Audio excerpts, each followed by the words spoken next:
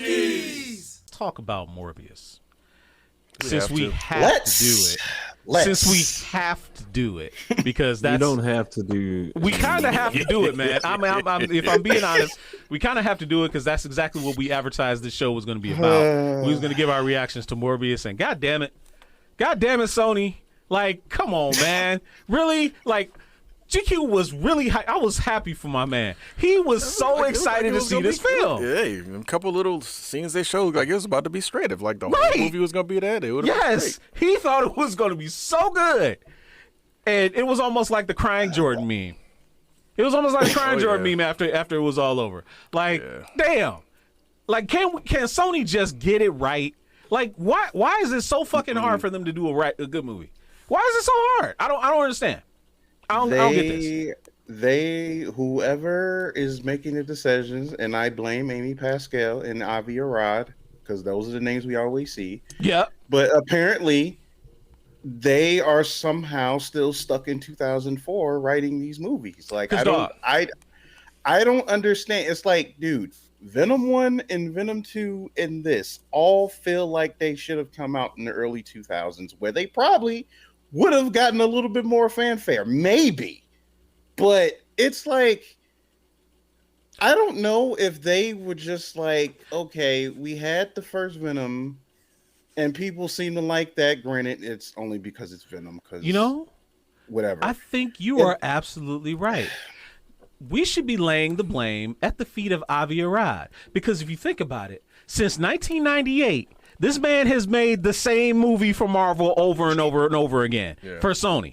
Like, from 1998 with Blade, to 2000 with the X-Men, to 2002 with X2, 2004 with X3, throughout all the run of all these movies that he's made for Marvel / Sony, they all felt the same thing, and they all come from the same era. Early 2000s comic book movie. That's exactly what this shit was. Oh, no doubt. But I mean, and out of the comments, I'm shocked Conceptual Elixir. He says it was better than Captain Marvel. Look, man. I don't know about that. I don't know about that at all. Like, come on, man. Like, okay. I'm trying really hard, fellas, to find a single redeeming quality about this film. I'm struggling really hard. What did we like about this film? Was there anything to like about this film? Was there anything to like? His powers look cool when we first saw him. That's about it. Like, is that a question? Like you phrased that as a question almost. I'll be objective and actually list a couple. Okay. Number one is, I think at least the beginning half hour of the movie actually seems solid enough to where they could have had a good movie from that point. Mm-hmm. So they at least establish a way to kind of get you invested, because it's just like, okay, they lay it out, it makes sense, you can kind of get the motivation, cool. And then it's just like, after that, it's like they forgot what kind of movie they were making, and it's like everybody likes to harp on Jared Leto. The thing is, I think for what he was given, he was fine. Like, but what kills me is that, like, okay, while he was still sick, it made sense. But it's like, if you're like healthy, why are you still like? It's just like his cadence never changed throughout the movie. So it's like you would think that he would start getting a little bit more lively when he gets the powers, but he doesn't. But again, positives. The beginning part of it was decent. And when you kind of start seeing him using his powers, like at the start of it, it looks cool. But unfortunately, it's one of those things where it's an effect that gets annoying really fast because they overuse it. So, yeah, that's about all I got. That's all you got. That's all I got. All right. So out of the chat, got a couple things. Out of the chat, we got a couple things. So Cassidius said the director watched Venom 2 and said, I want it just like that. That's actually really good. No, that's actually really, really good. Preem says Morbius felt like a UPN original made for TV movie. Yeah. Conceptual lectures thought the effects and the violence were pretty good. Even then, the effects were okay. They got a little too repetitive. You know what pissed me off though? Yeah. Is that because they had to try to stick with the thing or whatever, they darkened the blood to the point where it was almost black. Yeah, and I didn't like that. That was annoying. So it's like, dude, you think that was ratings dodging there? Yeah. Okay. Because it's like, dude, if we have Venom who's literally biting people's heads off and there's like no drop of blood to show for it, dude, you literally have a vampire movie. The whole premise of it is it draining. Like, you have a couple of cool moments where it's just like, okay, you could probably see some color in there a little bit, but it's like for 1 second you feel like you can get some color, and then the rest of the movie is just like, okay, everybody's blood is black for some reason. Right. And I'm well, like, the other thing was though they went with that whole like because he was running through the people on the ship. So like you said, that first scene when he first got his powers. He was slicing necks and doing all that but good it was stuff. all black. Yeah, but it was all black. So it's like this should have been a super bloody scene. And then all of a sudden he gets like, oh, well, the body's been drained of blood. I'm like, well, when did that happen? Right. like there's not a drop of blood left in the body. I didn't see that. Right. I'm like, okay, so I guess we're going back to the even hand. the blood that was on his suckers mouth was black. It didn't make sense. Right. Like, yeah. It was crazy. Amaraka, what you got, man? What you got for this film? So, oh, there's that face. Look, the graphics and it didn't look bad. It just felt rushed. Like what part of his powers looked like normal? I can't say like natural. He didn't even move like he was supposed to. He still looked like he was walking around like the Joker. If you feel like when he was moving, I was just like, what? It seems like he's playing a character he's played before. Mm-hmm. And that didn't help him one bit this whole time. I didn't watch the whole movie. Right. So out of the chat, Dido and Preem are right. Like Dido says, it was a rushed 3-year-old movie. Which it looked like they just got on the computer and was like clack clack clack clack. This is what I feel that happened, because at least when the trailer first dropped, it feels like they had a concise movie that they wanted to do, but because No Way Home was doing gangbusters like we all expected to do, they delayed it because they wanted to tie it in to piggyback off of No Way Home's success with the multiverse, which they did sloppily in this film.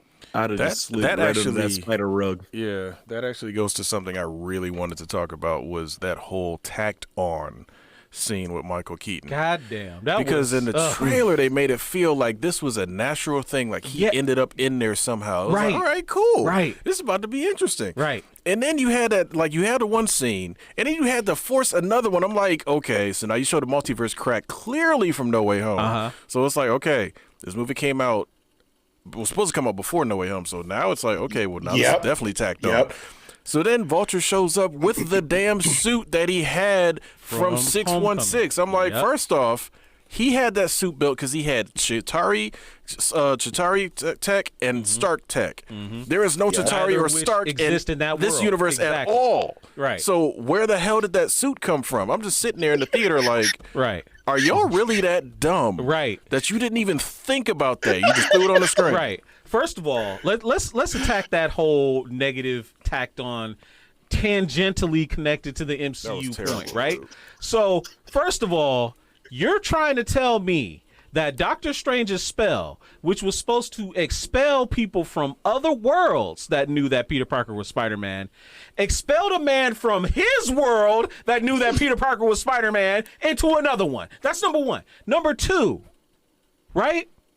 You're telling me in the multiverse, in that world, there's not a single Adrian Toomes anywhere? Like Adrian Toomes doesn't exist? I guess not, but hey, Conceptual just said Amazon delivered the suit. He got cross-dimensional Amazon, like, hey. Right. So, and you know what? If I remember, I forget. I think it was because who was it that said it in the chat? Because actually, no, it was Preem. Because Preem had brought up the point is that like Toombs wasn't even one that built the suit. The Tinkerer did. Yeah, there you go. Exactly. There's that too. There's so that it's too. it's like there's all sorts of just like big ass plot like holes. y'all just acting like nobody sits down and watches these things. Okay, and then there's the last thing. My man in the teaser says he brings up, he was like, yeah, this is all happening because something to do with Spider-Man. Spider-Man, by the way, who was never once mentioned in the entire movie. No Spider-Man murderer poster. No murderer poster. No news nothing. clippings. This place did take place in New York, right? Supposedly. Where Spider-Man usually, hangs around, right? Usually. Yeah, it did. Right? Yeah, it so, did. Yep. Where the fuck was Spider-Man? Does Morbius know Spider-Man? And who are these other people that he's talking about? I want to know why Toombs is talking about you and I can do some good. I'm like, right. What? It's like, what? see, like what? Sony is still trying to do the Sinister Six. This is what this is. They're still trying to do Sinister Six because they're probably going to do some goofy ass anti-hero Sinister Six shit where they're going to have them. It's going to be them two. It's going to be Venom. It's going to be Kraven. And whoever else they want to throw in there. Right. And it's going to be like this weird ass anti-hero ass Sinister Six. Okay. And it's going to be bad. Right. It's going to be bad. So now that we've established that Morbius was garbage juice, does anybody want to give it a grade? Like, if you rated it out of 10, what would you give it? Out of 10? Out of 10, what would you give Morbius? Let one of y'all go first. Go ahead. Okay. Nolan, what would you give it? It's a 5.5 for me. A 5.5. Damn, that's generous. Okay, 5.5. What do you give it for, Amarat? I was actually going to give it like 5, 6-ish. Damn, y'all motherfuckers is nice. GQ, what would you give it? It looks like I said, the beginning of it, like, if I'm just thinking about the beginning of it, it's like, okay, they had something here. But obviously, they dropped the ball completely, which is why that alone just drops it. This so dude, it's just Iguana like, Man, gives it a B negative. He thinks he's funny. GQ, what would you give it? I would have to give it a 3, honestly. Thank I mean, you. it exists as a movie. It has opening credits, has end credits, right. and Everything scenes. else in between, but a shit sandwich. It has. And Big Pimper J and I have gone back and forth about various movies over the years, and he even said that BVS would have been a better movie if it was edited better. This movie can't even really use that claim. Like, there's nothing left to put in there or edit or make more sense. And dude, we didn't even talk about, right? Fucking Tyrese. Like, what the hell? Goodness. Like, what the hell was that? I forget what is I don't even know what the comedian's name that was supposed to be his partner, because I think the guy is a comedian or whatever. I didn't recognize that dude. I don't even know who the fuck that was. I that forget guy? his name, but I think he's a comedian, but I can't remember his name. But it's like they really made it seem like that Tyrese was going to have like this pivotal role in here. He was going to be like, what's my man's name? That's the journalist in Daredevil. Ben Urich? Yeah, it's like they pretty much set him up as being like the Ben Urich character to Morbius in the trailer, and like they do nothing with this them. man. They just show up and do nothing. Even his own partner capped on him when he was just stood there. He was like, "Oh, security camera." He was like, "No, I'll get it. I wouldn't want you to have to, work or anything." Because this motherfucker, I swear, Tyrese was just stealing money in this movie. He was standing there just delivering his lines in the most monotone fashion that you could possibly have. Like, this was it was so crazy. I've never seen anything like that. This was so the bad. first time I've ever seen in a film a person phone in their performance in person. He literally was there in person. Yes. Phone it in. Yes, he phoned that shit in. This shit was terrible. Yes. So your name is Michael Morbius. You're a doctor, right?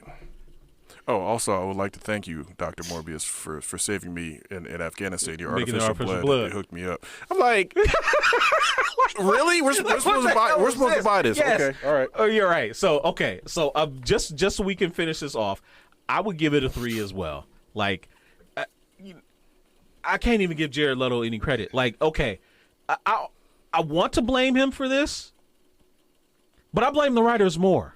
Yeah, it's definitely a writer's and It's not Jared's fault. This was not Jared's fault because I actually liked his Michael Morbius. I did. It was everything else that was just about bad. They missed an opportunity to have that other doctor be named Felicia though. Yes. If they would have did that, I would have gave this movie a 4. Yes. All just they off need of is Felicia Hook alone. Like, just have her at least have him just say it once. Yes. All right. But so God, that movie was bad, man. So what's the chat saying, man? So the chat is saying he thought it was Fast and Furious 15. Fast and Furious 15. Takeem says Otto Octavius and Reform Norman Osborn are going to experiment on the Spidey phones. Put explosive collars on them and then send them on missions at some kind of self-harm 6. There you go. That actually would be kind of funny. The Iguana Man says, once again, Jared is overrated. Top Shelf says he's 0 for 2. Again, his Joker, I absolutely hated. I absolutely hated his Joker. His Joker was. I hated his Joker. No I did not hate his Michael Morbius. His Michael Morbius was fine. It was everything else. Hold on, didn't he? No, I guess he was just Joker and Morbius. You don't think he's done anything else? That's he's done other stuff. Obviously, I'm saying comic book wise. Right. Yeah. As an actor, I'm not going to knock his chops. I think he's very good. Yeah, he's solid. But he is solid. He needs to stay away from comic book characters. He also needs to stay away from method acting because all that shit that Mads Mikkelsen and Samuel L. Jackson and other people talking about method acting. Yeah. Don't be a pretentious prick on set just because you say I want to really devote myself to the role. This fucker's walking around. A classic example is Heath Ledger. Yes. Everybody was like Heath Ledger. It's like no, he didn't go method for Joker. Yes, he did. No, he didn't because here's the thing: Michael Jai White, who was of course played Gamble on the set, he said when Nolan said action, Ledger was boom right into Joker. Because like he was even saying during that one scene where the scene where he was supposed to put the knife in his mouth and everything, they was just having a regular conversation right before all the the grips and everything was getting everything set, and then he said as soon as he got action, Heath was gone. It was Joker 100%, and then they did the thing. As soon as he cut, they went right back to what they was talking about. Like he just dropped it like it was nothing because he's an actor, right? You don't have to necessarily go to that hardcore method just to. It's like, dude, it's right. Again, Laurence Olivier said it best to Dustin Hoffman. It's called acting, dear boy. Hey, we hope you enjoyed that clip.